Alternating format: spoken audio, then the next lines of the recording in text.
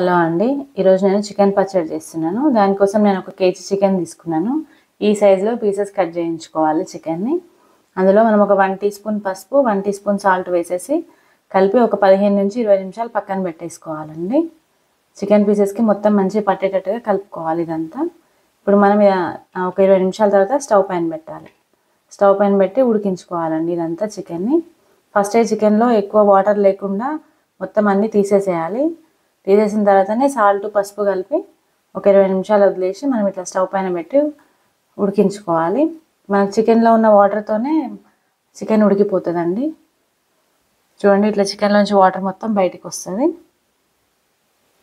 కొద్దిసేపటి తర్వాత వాటర్ అంతా బయటకు వచ్చేస్తుంది. ఇట్లా చికెన్ ఉడికి మళ్ళీ అవి వాటర్ అంతా ఆవిరైపోతుంది మనకి. అప్పటి వరకు మనం ఈ చికెన్ని స్టవ్ పైన ఉంచి ఇట్లా అయ్యే వరకు చేసుకోవాలి. చూడండి, చికెన్లోంచి వాటర్ అంతా ఆవిరైపోయింది. చూడండి, ఇదంతా మనం మీడియం ఫ్లేమ్లోనే చేసుకోవాలండి. చూడండి, చికెన్లోంచి ఇట్లా వాటర్ అంతా పోయి మనకి డ్రై అయ్యేంత వరకు స్టవ్ పైన పెట్టి ఇట్లా చేసుకోవాలి. తర్వాత మనం మసాలా రెడీ చేసుకోవాలి పచ్చడికి. మనకి కేజీ చికెన్ పచ్చడికి 5 నిమ్మకాయలు కరెక్ట్గా సరిపోతాయండి. ఇట్లా 5 నిమ్మకాయలు జ్యూస్ తీసి పెట్టుకోవాలి పచ్చడి కంప్లీట్ అయిన తర్వాత. ఇప్పుడు మనం స్టవ్ పైన ఒక గిన్నె పెట్టేసుకొని అందులో మనం మసాలాకి రెడీ చేసుకుంటున్నాం. దానికోసం మనం ఒక 2 టేబుల్ స్పూన్స్ ధనియాలు, 1 టీ స్పూన్ మెంతులు, 1.5 టీ స్పూన్ జీలకర్ర, ఒక 6 ఇలాచి, 8 లవంగాలు, ఒక 2 ఇంచెస్ దాల్చిన చెక్క వేసుకోవాలండి. మనకి కేజీకి ఇది కరెక్ట్గా సరిపోతుంది. మీకు ఇంకా ఎక్కువ కావాలంటే ఇంకొంచెం ఎక్కువ వేసుకోండి. ఇప్పుడు వీటన్నిటిని సిమ్లోనే పెట్టి ఫ్రై చేసుకోవాలండి. ఇవన్నీ మంచిగా వేయించుకోవాలి. ఇప్పుడు వేగిన తర్వాత మనం లాస్ట్లో ఒక 1 టీ స్పూన్ ఆవాలు వేసుకోవాలి. ఆవాలు వేసి ఒకసారి కలిపేసుకొని స్టవ్ ఆఫ్ చేసేసుకోవాలి. లేదంటే ఆవాలు ఎక్కువ వేగిపోతే, ఆవాలు ఎక్కువ వేగొద్దండి. జస్ట్ కొంచెం ఆ వేడి సరిపోతుంది వాటికి. గిన్నె వేడే మనకి ఆవాలకి సరిపోతుంది.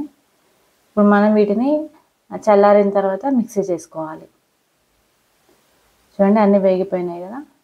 వీటిని మిక్సీ చేసి పక్కన పెట్టుకోవాలి. ఇప్పుడు నేను కేజీ పచ్చడికి 400 ml ఆయిల్ తీసుకుంటున్నానండి. ఇప్పుడు ఆయిల్ వేడైన తర్వాత స్టవ్ పైన గిన్నె పెట్టేసుకొని అందులో ఆయిల్ వేసుకొని, ఈ ఆయిల్ వేడైన తర్వాత మనం ఈ చికెన్ పీసెస్ ఉన్నాయి కదా, ఆల్రెడీ ఉడికించి పెట్టుకున్నాం కదా, వీటిని నేను 2 టైమ్స్ వేస్ట్ చేసినానండి. 2 టైమ్స్కి వచ్చినాయి నాకు ఆయిల్లో ఫ్రై చేయడానికి. వీటిని మంచిగా డీప్ ఫ్రై చేసుకోవాలి. మీడియం ఫ్లేమ్లోనే పెట్టి చేసుకోవాలండి ఇదంతా. పెద్దగా పెట్టేసిందంటే మాత్రం మొత్తం పైన అంతా కలర్ వచ్చేస్తుంది కానీ లోపల చికెన్ ఉడకదు. అందుకని చెప్పి మీడియం ఫ్లేమ్లోనే పెట్టి చేసుకోవాలి ఇదంతా. చూడండి, ఇట్లా గోల్డెన్ బ్రౌన్ కలర్ ఇట్లా రావాలి. ఇట్లా వచ్చినాక ఇంకా తీసేయాలి వీటిని. మరి మీరు డార్క్ కలర్లో చేసేసిందంటే మొత్తం చికెన్ ముక్క మొత్తం గట్టిగా అయిపోతుంది అన్నమాట. అది కరెక్ట్ ఉండదు తినడానికి. సో ఈ మాత్రం ఉంటే సరిపోతుంది. చూడండి, ఇప్పుడు వీటన్నిటిని ప్లేట్లో తీసేసుకోవాలి. చూడండి, ఇట్లా ఇవన్నీ మనం ప్లేట్లోకి తీసేసుకోవాలి.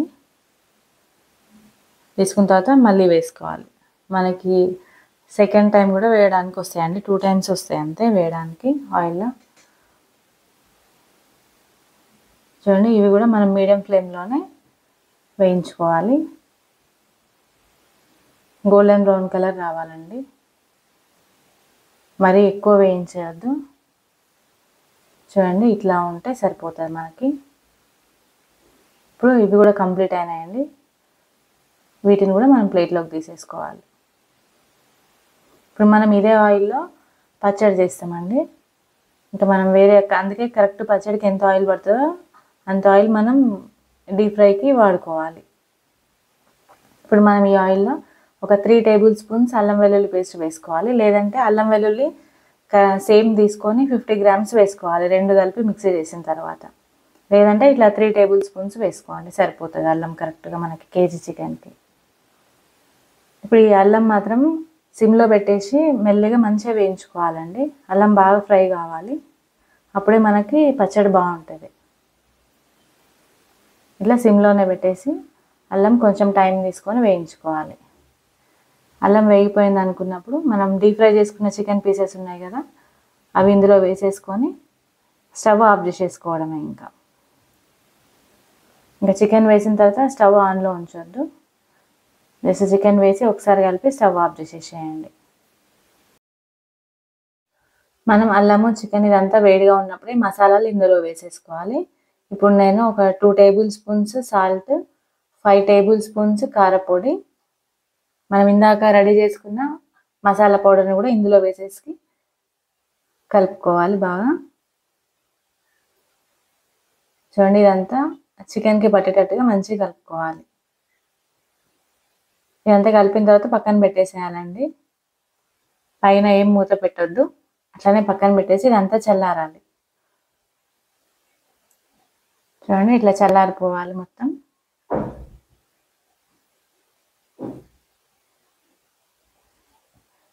చల్లారిన తర్వాత మనం 5 నిమ్మకాయలు జ్యూస్ తీసి పెట్టుకున్నాం కదా, ఆ లెమన్ జ్యూస్ ఇందులో వేసేసుకొని కలుపుకోవాలి.